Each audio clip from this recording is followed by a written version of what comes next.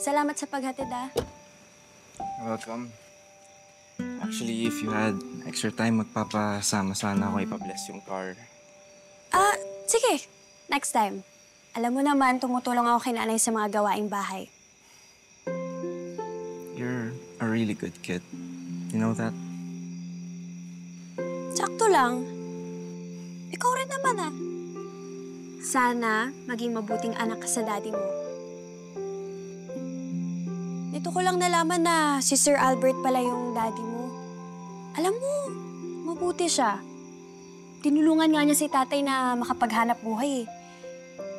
Maswerte ka sa kanya. Hindi man buo yung pamilya niyo, at least nandyan siya para sa'yo.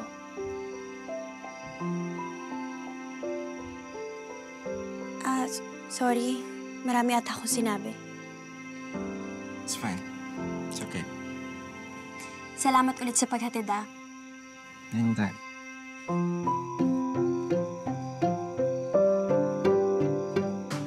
Can I call you?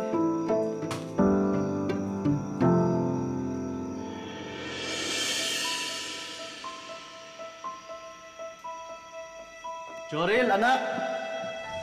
Joril, look, I got you this basketball from the US. Ang ganda na ito. Sige, unbox mo. Okay, sige. Ako na lang mag-unbox na ito, Sigurado ako magugustuhan mo. Check this out. Check this out. Check this out! Feel the leather. Look at the grip, anak. Sisikat ka sa court na ito. Tingnan mo, Ay. Get it, sir.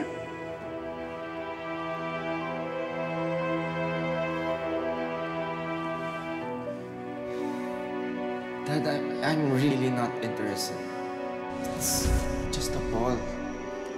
Bro, angas ng bola mo, May ganyan din ako. Talaga? Limited edition to, Oo nga, Saan mo na-score yan? Rare yan, Hindi, bigay lang sa akin to. Ni Tito Albert. Yung anak ni Gob Esmeralda. Sa kanya galing to.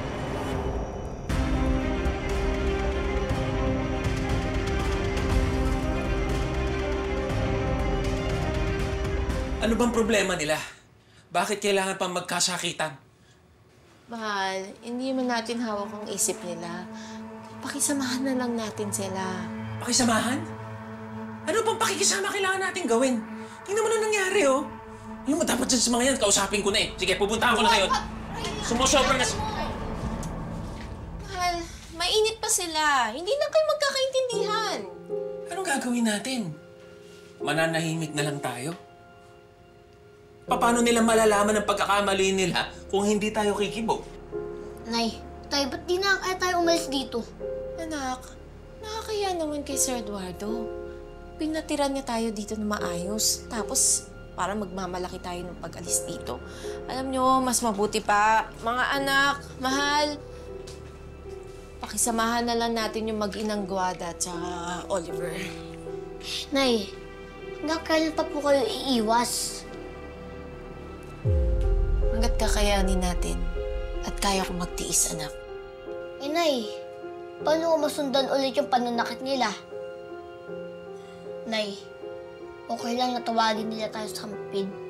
Totoo naman Okay lang kahit tawagin nila tayo kahit ano. Kaya kong tiisin yun, pero makikita ko yung pinubugbog. Tapos wala akong magawa. Nay, ayun, hindi ko kaya. Nay.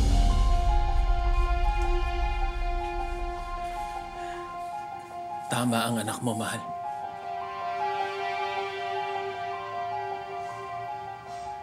Nay, ngayon pa lang magpapaalam na tayo.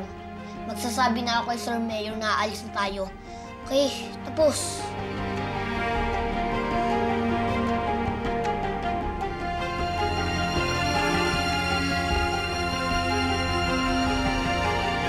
Hanggang ngayon, manhid pa rin yung dila ko. Sakit ng lalamunan ko. Pwede talaga yung Juday na yan. Di pa sila lumayas dito. Nay, alam mo, mag-iingat ka rin, Lalo pag nandyan si Lolo. Pag nandyan siya, hindi ito kitigil yung bunganga mo, Mamaya tayo pa maging kontrabida ng dahil sa'yo eh. Siyempre, hindi ko naman gagawin yun. Kaya nga pag kumilos ako palihim. Di ko lang talaga mapigilan sa sarili ko kanina eh. Sa kasing Juday na yan eh.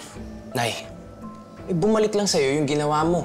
Siyempre, ibang storya yung palalabasin ko. Bakit kasi hindi mo pa udyukan yan si Eduardo na palayasin niyang pamilya ni Rambo dito? Sulsulan mo na. Sige na.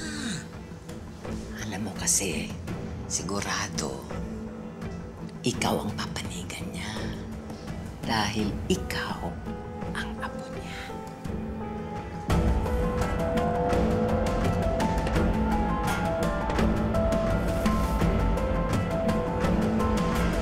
Dad, ba't mo binigay yung bola kay Oliver? Kala ko di mo gusto. Ganun lang pala kadali yun para sa'yo, no? Sa bagay. Teka, nagtatampo ka ba dahil ba? Ba't ako magtatampo? Sanay naman kami sa'yo. Pagdating sa ibang tao, bait-bait mo, di ba? Pero pagdating sa amin ni Mama... Jorel, anak. Ginagawa kong lahat para makabawi sa'yo, ha? Pero hanggang kailan mo ako paparusahan? Hanggang kailan mo ako sisisihin sa pag-iwan sa atin ng mama mo? Anak, mahal na mahal kita. Kung pwede ko lang bawiin lahat ng mga oras na nasayang ko, gagawin ko. Kung pwede kong itama lahat ng mga pagkakamali ko, gagawin ko rin. Lahat yun gagawin ko. Para hindi mo maramdaman ang nararamdaman mo ngayon. I need to go, Dad.